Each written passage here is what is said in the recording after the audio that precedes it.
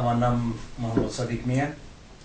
আমি বাংলাদেশ জাতীয়তাবাদী যুবদল কেন্দ্রীয় কমিটির মেম্বার।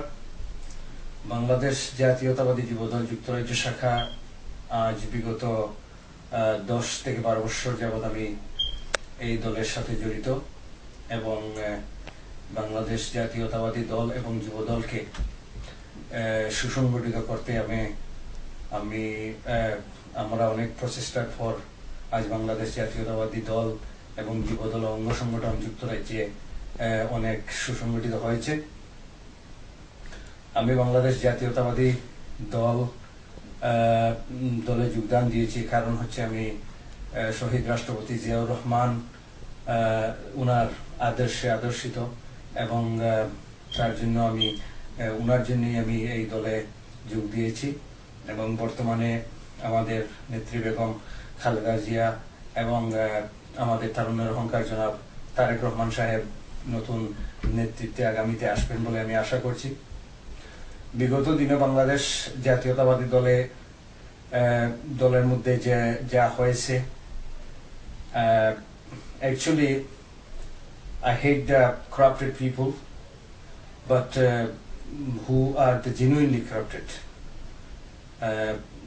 এখানের মধ্যে অনেক ধরনের প্রশ্ন এসেছে। তারেক রহমান সাহেবের উপর অনেক মামলা হয়েছে, উনাকে অ্যারেস্ট করা হয়েছে, আরো বাংলাদেশ জাতীয়তাবাদী দলের নেতৃবৃন্দকে অ্যারেস্ট করা হয়েছে।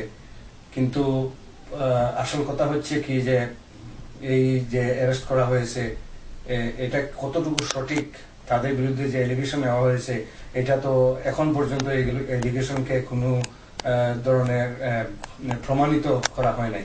তাই আমি মনে করি যে এটা একটা সাজানো নাটক।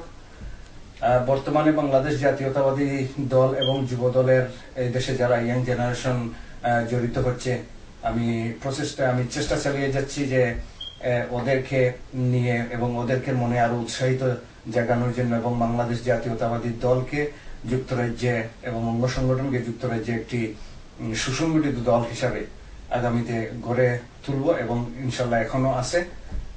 তবে আগামীতে আমাদের বিশ্বাস বাংলাদেশ জাতীয়তাবাদী দল আবার ক্ষমতায় যাবে। বাংলার জনগণ এখন বুঝতে পেরেছে। আর বিশেষ করে যে 111 যেটা তত্ত্বাবধায়ক সরকারের আমলে যেটা গঠন করা হয়েছিল, এটা কিন্তু একটা সাজানো নাটক ছিল এবং এইটা শুধু বিএনপির জন্য, বাংলাদেশ জাতীয়তাবাদী দলকে দাবানোর জন্য একটি নাটক হিসাবে গঠন করা হয়েছিল, যা এখন প্রমাণ হয়েছে। এবং ফিনিশ